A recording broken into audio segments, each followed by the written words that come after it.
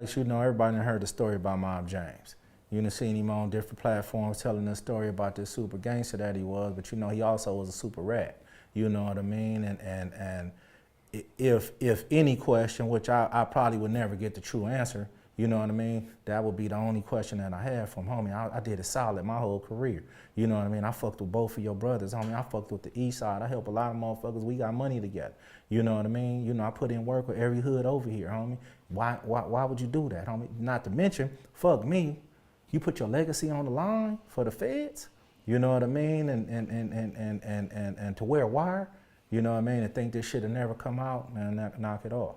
Okay, so this happens in June of 2000, but you don't immediately get arrested. Now, in your paperwork, there's FBI surveillance photos, and everyone is identified by name in the photos. Right. Except for Mob James. Right. Oh, he got identity on there, just ain't his name. It's just, yeah, they call him CW. Right, that's his other name. Well, explain what that means. That's a confidential witness. You know what I mean? And come to find out, the homie, you know, the water wire, you know what I mean? I was a target, you know what I mean? Apparently they paid him a substantial amount of money, whatever that was, to knock me down, you know what I mean? And he took full advantage of it, you know what I mean? So she already know the protocol.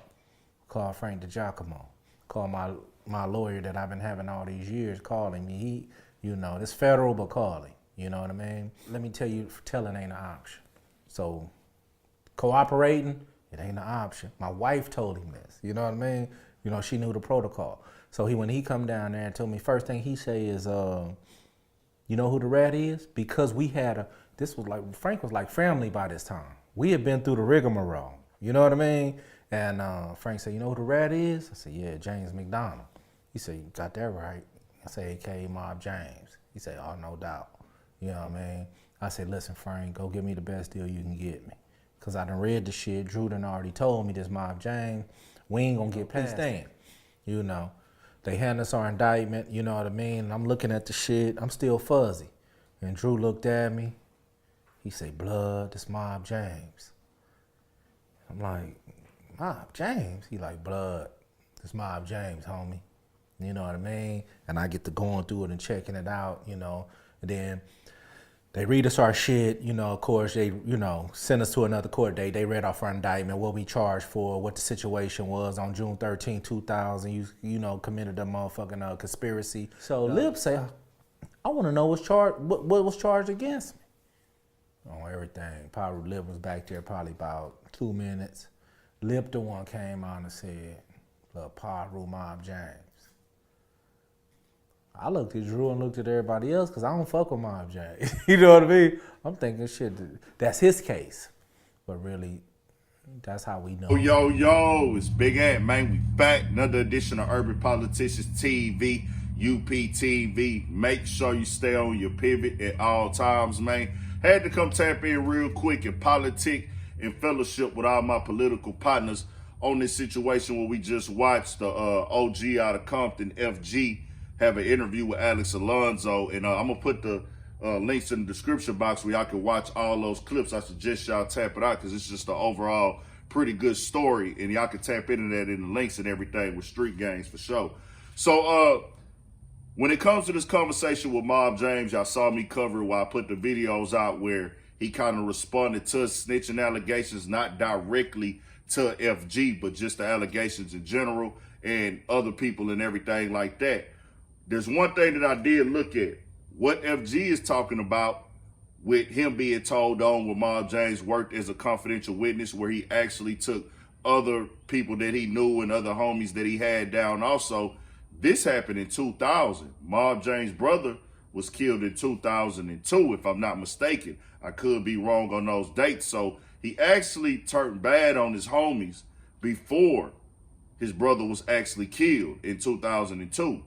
That was 2 years later. So I want to be very clear here that I'm not trying to get into the LA politics. Whatever they do in Compton and LA and these other places in Cali, they gang lifestyle is they gang lifestyle. I'm not a gang member. I'm not a street nigga. I'm here to tell niggas, like I say, this is what you're signing up for when you get into the streets.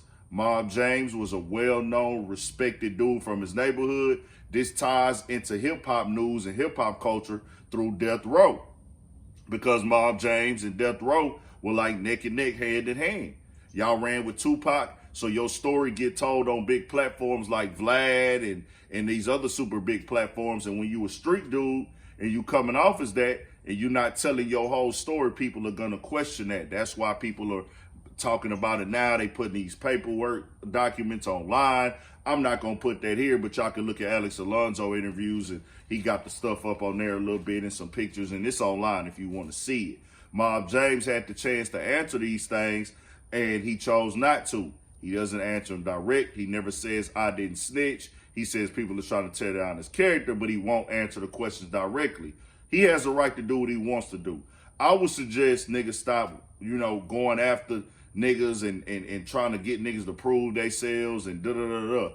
I'm telling y'all like this, bro, you're not going to win in the motherfucking end. I tell your story like FG did because his name got mentioned on things. So he telling his story. I get that. Just know, to the young niggas, the ones that have a choice, some young niggas have a choice. Some don't. Some, this is all they gonna know. Their parents ain't there to raise them. They might not have somebody there being a role model to put them in a positive direction. The gang life might be the only family they have. That's a part of our circumstances in the black community. And it goes city to city, state to state. Might not be a blood or crip situation or a gang situation, but it might be a crew. It might be a crime lifestyle. It might be just decisions that have to be made because that's what's in front of you right now. I get that part of it. But for the niggas who able to pay attention and have a choice, make sure you know when you sign up for the streets, you signing up for respected hitters, respected killers, respected OGs, possibly turning bad on you. Like Mob James did, according to everything that's going on, and he's not clearing it up. You have this possibility of you going to prison, your partner's gonna try to fuck on your baby mama. When you go to prison, your partners ain't gonna answer the phone for you. They gonna forget about you. You have the possibility of putting all this work in, and then when it come time for you to get your flowers, they don't give you your flowers for it. You have a possibility of getting robbed. You have a possibility of getting shot and all these other things, bro. This is what you signing up for. Now, some people are able to go through those experiences and then come away and change their life and walk away and invest in good businesses and become people who know how to create opportunities for themselves and others. Some people, the gang was a learning experience for them in their life and helped them when they didn't have nothing, and it made them the man they are today. But the other side of it, the dark side, is this situation right here, what FG is telling you. Him and multiple homies doing 10 years or better in prison. One of his homies, like he said, that nigga had never been to prison before. His first offense, he get whammed with 10 and had to go to the feds. He didn't really even understand what's going on when you watch the whole interview. Like, hold on, bro, what's going on, man?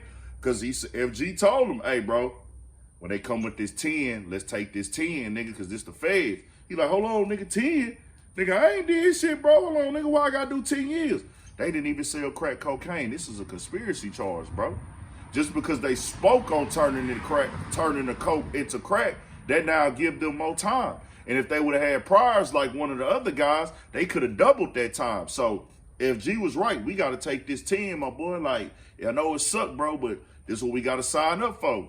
All them niggas took their time, went and had to go sit down in them feds, man. And this is what it is. This is the real thing. I'm not here to say anything should happen to Mob James. I don't want to see nothing happen to Mob James. I look at him and I'm like, bro, this nigga's an older man now. He got grandkids. He living a whole different life.